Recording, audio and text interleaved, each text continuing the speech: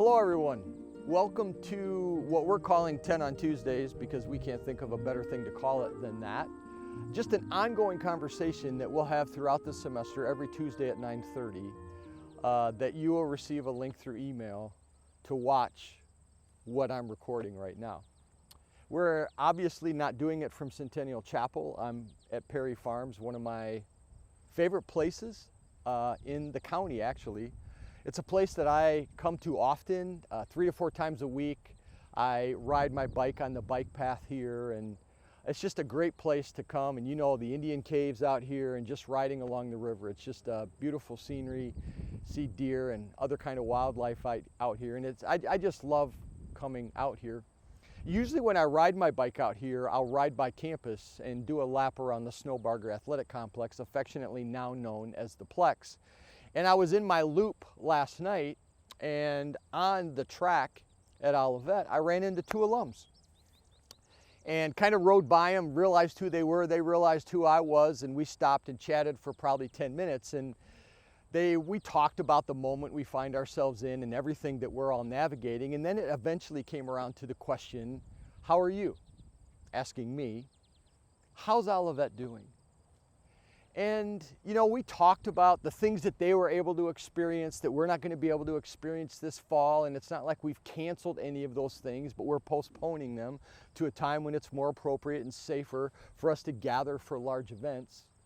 They were kind of mourning everything that was lost that has been lost for you. And honestly, in the last 8 to 10 hours, I've been thinking about that conversation, revisiting that conversation that I had with them. And here's where I think I've landed on that. As great as the events are around here, and the guy behind the camera that I'm looking at, Matt Smith, you know, we would have been, I actually texted him last night at 6 o'clock and said we should have been prepping for Jumpstart's service. And we would have all been in full gear prepping for Ollie's Follies. The competitive games would have been tomorrow night. All that stuff has been postponed. So events are important and they're a big part of Olivet, but is that what Olivet is? Or chapel even, the way we've done chapel in the past, and having everyone together in the room creates common language and a community that we can't really seem to create in any other way, or at least that's what we've thought. And so I was thinking about those things, and I've kind of processed through this over the summer, and here's what I've come to, and here's where I've landed on that question that they asked me last night. I don't think Olivet is its events. And I don't even think Olivet is chapel, coming from the chaplain. I think Olivet is you. I think Olivet is the people that make this place what it is.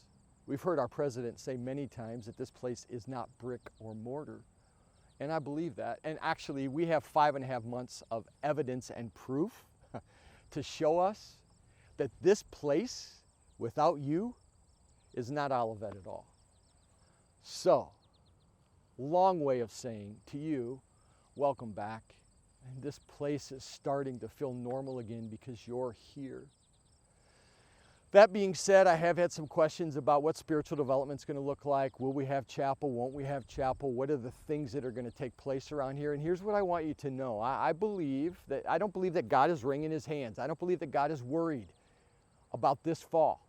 I believe God will be faithful to us. I believe God will speak if we're listening. I believe he is active, and I believe he will be.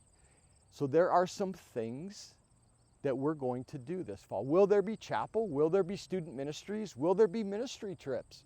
Is the Shalom Project going to be active? Are some of the events that we're used to being a part of still going to take place? And the answer to all those questions is yes. Yes, they will.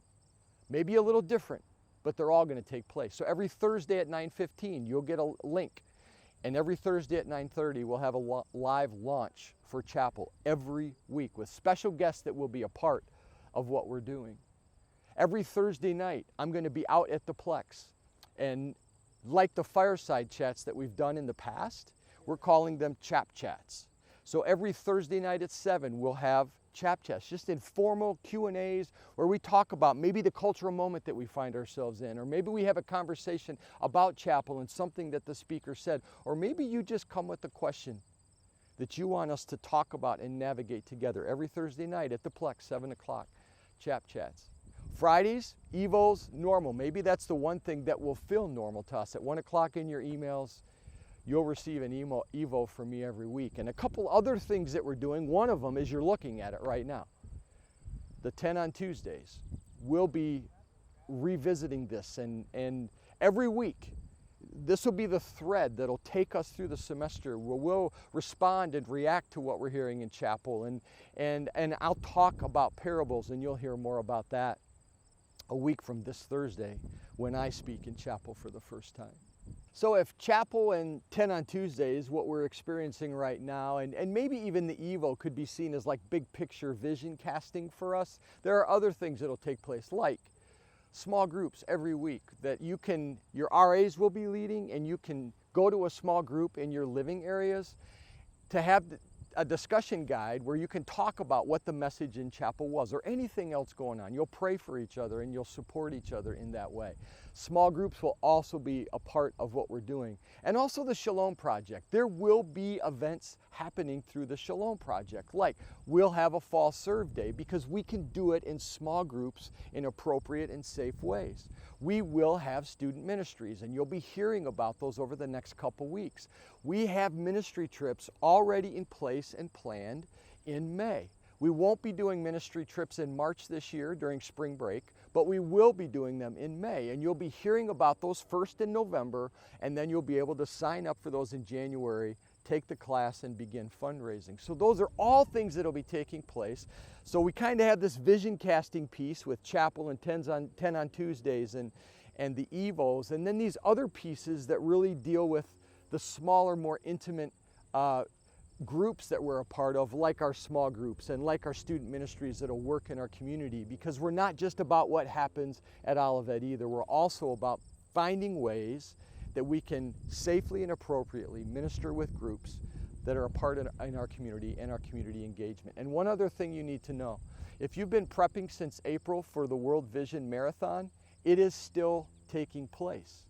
It'll take place here, but we're going to set up a route for a marathon here, same date in October, for all of those who you've been preparing to run with our Team World Vision from Gathering Point. You'll be getting more information from your team captains about that as we move through the first couple weeks of the semester, so make sure you look for those notifications as well.